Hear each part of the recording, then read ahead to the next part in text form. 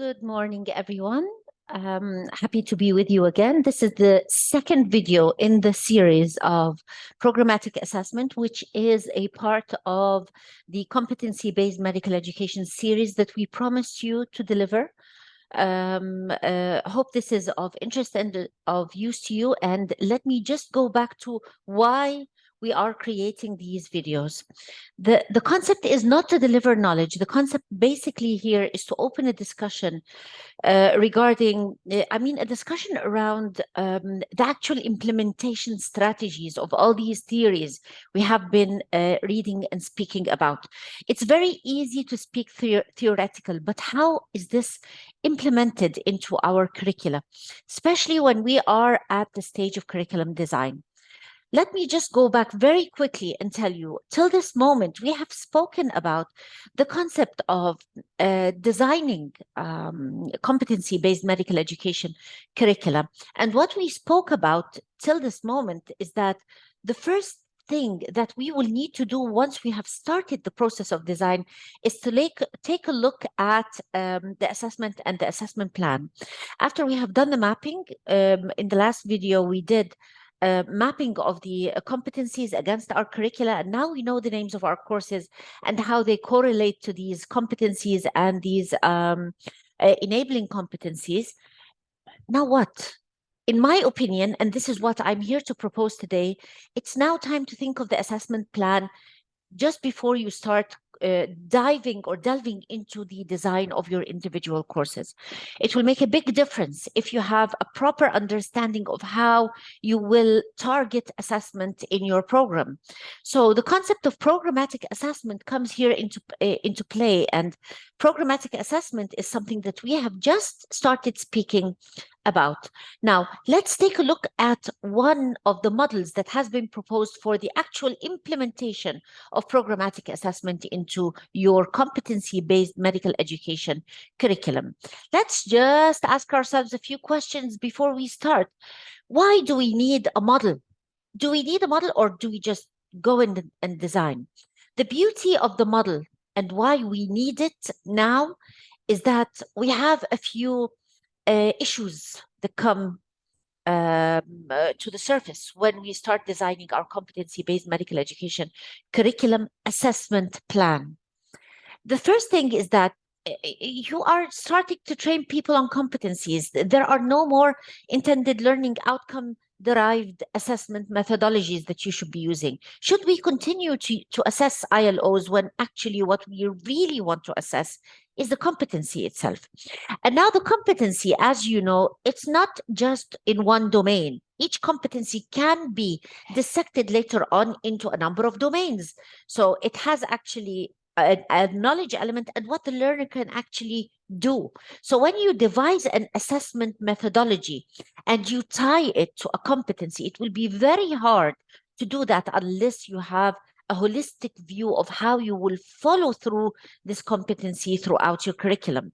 Another most important thing is that take care, your competency will not be finalized to the mastery level at the level of an individual course. So it just goes without saying that maybe one assessment task that you can perform will not be sufficient enough to assess your competency and to say whether or not your competency has been achieved at the level of mastery, if this is what your intention is, of course. So it seems like a continuous iteration and a continuous process of assessment that builds on a continuum. It doesn't really look like the conventional assessment of ILOs where you can state that your student has achieved the intended learning outcome of the course, or the course learning outcome, as we call it. So it needs a different strategy, in our opinion. And this is why we started taking a look at what are the models that exist out there and how can we actually start using them. Now, let's take a look at a few things that we need to know about programmatic assessment or about our assessment in general. And let's see how we will start understanding this in a better way. You see, good assessment when it comes to programmatic assessment, it needs to be, as we said, arranged in a longitudinal manner. We no longer can do a hit and run assessment. This is number one. A proper model for programmatic assessment, it's possible. And if we do that, it says that it is based mainly on optimization of learning and the certification of function of assessment. So when we do an assessment plan, it's not just to certify learners to progress them from one phase to another or from one year to another. No, it's actually intended more to optimize the learning process.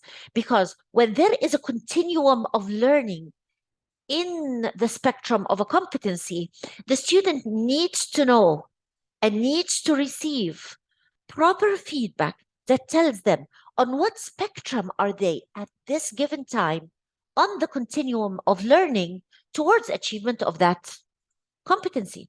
See, so this is something that we need to know is a given fact at the moment.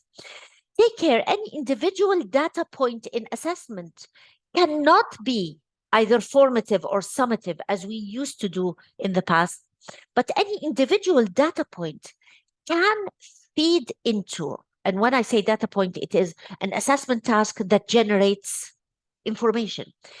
Any individual checkpoint or data point can feed into either a summative or a formative decision, and this is how it is different. Now, let's take a look more into what we know till this point of time, till this moment. The aggregation of data, we can aggregate data, but at the end, the aggregates of these data, they feed into the pass or fail decision or into the high-stake decision that you want to make. Maybe it's a remediation decision, whatever the decision is. But an individual data point cannot inform this decision. So we need all the data points.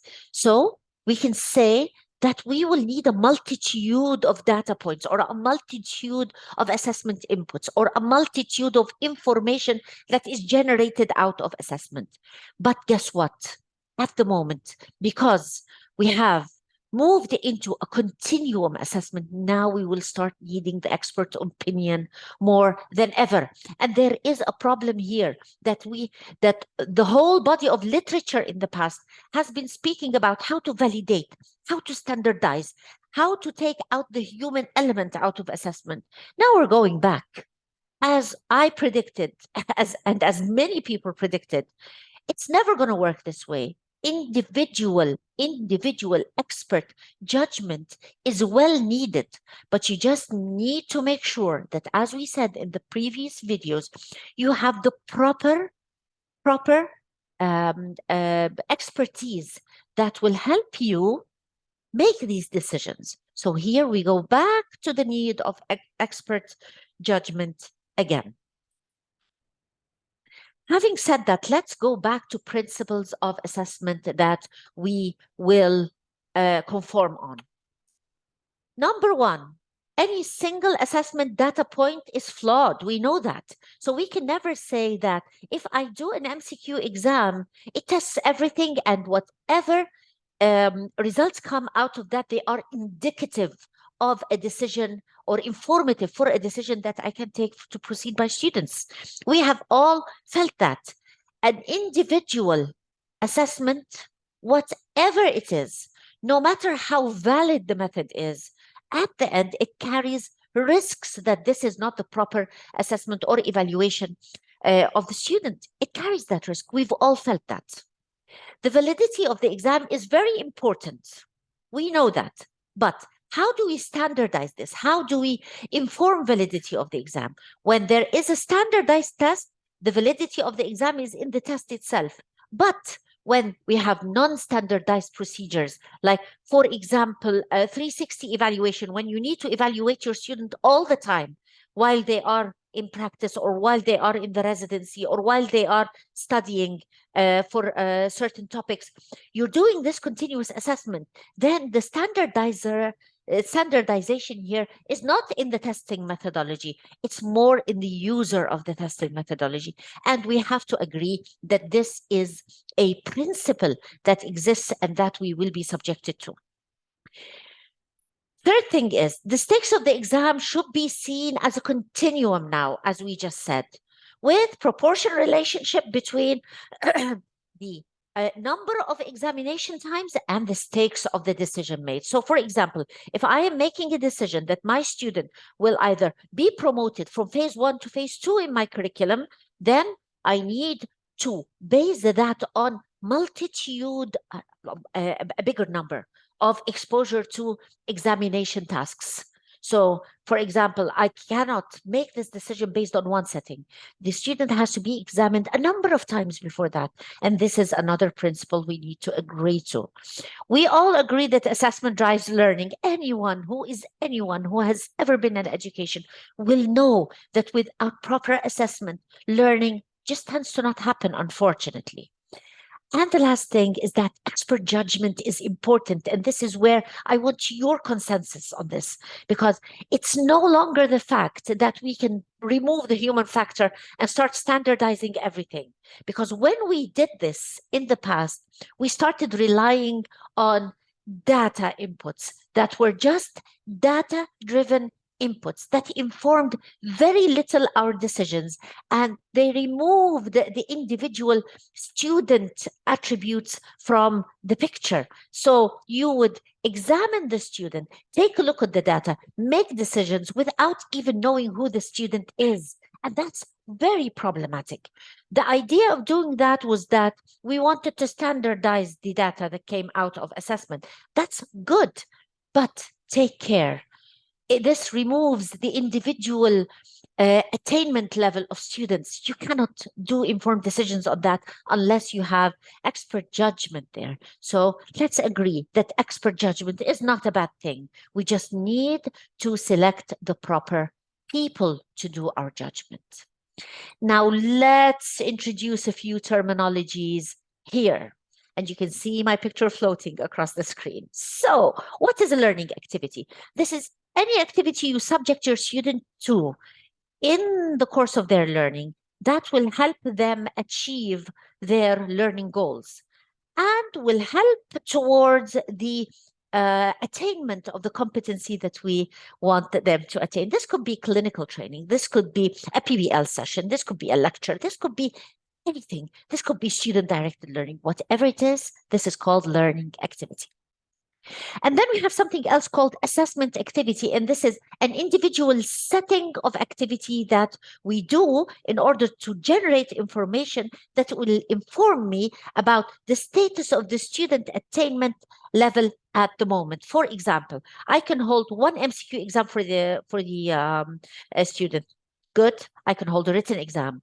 I can have marked student reflection. I can do monitoring of student clinical tasks. I can do mini CEX. I can do whatever I can do. But at the end of the day, an individual one of these is called an assessment activity. Take care. There are a group of tasks called supporting tasks. And what are these? These are supporting tasks that that the student does that supports their own learning. Like, for example, they start reflecting on their current situation, current attainment, and then generating learning goals. That's very good. This is neither an assessment task or learning task, but it supports the student learning. Or the student is subjected to assessment and subjected to learning, and then they do a reflection on that. This also is a supporting task that helps the student learn, but it is not a direct learning activity. And there are two types of supporting activities in the model that we will see at the moment. But take care. There are areas where we need to make a stop and say, there is a certification data point for mastery. When do we do these? When we know that the student should and must have attained a mastery level in this specific competency. So once we reach this level, we need to make a stop and do what we call a certification data point for mastery. For example, I have students that are going into, they have this competency where they need to be able to do CPR as a part of this competency. It is very well accepted that at one point I have to stand there and say, I'm certifying all my students, examining all my students across this span of time to make sure that they have achieved mastery in CPR. And if they have not achieved mastery in CPR, we will have them go through another round of learning activity, assessment activities, supporting activities. Make sense? Not just that, now we have a few stops where we need to stop and evaluate our students. So we can do intermediate evaluations where we sit there, we take a look at all the student portfolios, all the student learning, all the student inputs from assessment, even the certification data points, data point entries, and then take a look and make decisions that are related to the students. We stand there at the intermediate data point, and then we tell ourselves, what is the status of this student now?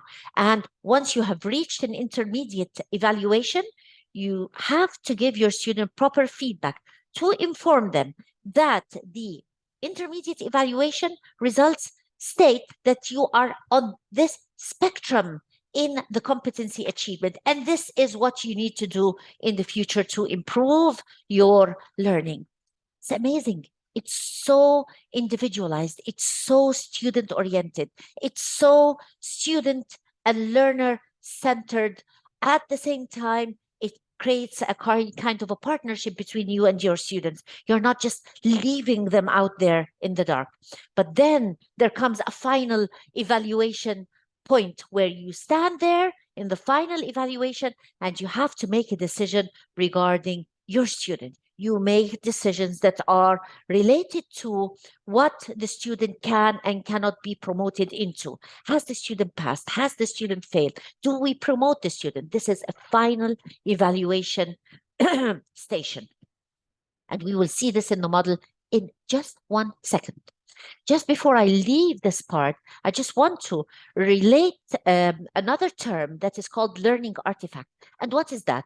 This is a product of learning or even a product of assessment. A learning artifact is when we do a learning cycle and a learning activity, an assessment activity, and at the end of the day, there is a product. Like, for example, student projects that generate. This is called the learning artifact. How is this useful? I can put this in the student portfolio and it can be it can take a part in the individual student evaluation when we come to an intermediate evaluation checkpoint or a final evaluation checkpoint. These are a few terms. I need you to know these terms by heart and understand them, because over the course of the coming videos and the coming discussions that we are opening, we will be iterating on this and using these terminologies a lot. And let's take a look at this model that is proposed by one of the outstanding authors in the area of assessment. Let's take a look at what he is proposing as a model for what we call programmatic assessment.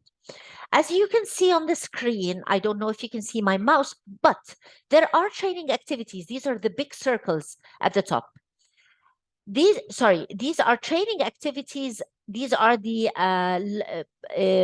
small circles at the bottom, actually, that produce what we call learning artifacts. And these are, as we said, the projects or outcomes of learning. And these are the bigger circles on the top. So the smaller circles here are learning activities. And for these learning activities, there are assessment activities, and these are these pyramids that you can see in the white color. So we have the student go through learning activity and assessment, learning and assessment, learning and assessment that produces artifact. And we call this together, you can see the dotted circle. All of this together is called a learning task, okay, that can be generated as an assessment task as well. So not all learning tasks can be assessment tasks, but many learning tasks can be used as assessment tasks. This is called a learning cycle. So this is a learning cycle, and then we assess the student, and then another learning cycle, assess the student, assess the student. So what is this blue triangle here or blue pyramid? This is where we have to stop and do a single certification data point for mastery task and say, my student should have mastered this task. Let's do a single certification data point here and make sure that we have passed this once and for all. So it becomes your responsibility to identify what are these mastery tasks that you need your student to master in this phase. make sure you have planned into your assessment plan certification data points for these mastery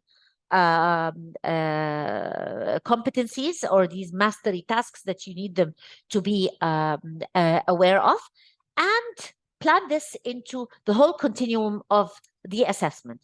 Now, all of this feeds into something that we can generate, like a student portfolio on the SIS, for example, or whatever you intend to do. But at the end, we need a compiled student information where all these assessment activities, they have to feed into it.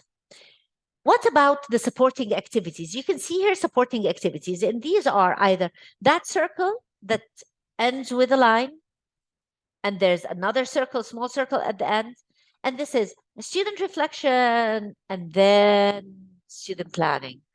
Or the other one where you can see this, the circles on the bottom, this is social interaction around reflection, supervision, intervention. So we can do a reflection task and then student go into planning. And then associated with this, we can have a social interaction around reflection, whatever this is, and move the students into a supervision or do an intervention for students at that point.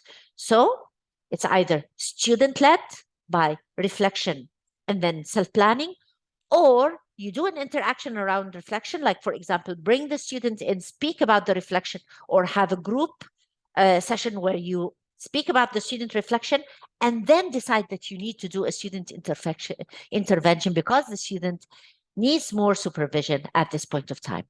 This is the model that is being proposed at the moment, but take care. There are intermediate evaluation checkpoints, as you can see, and final evaluation checkpoints. And if you can take a look at this, this is the whole spectrum of, let's say, one identified competency or one identified subcompetency, or however you intend to plan it.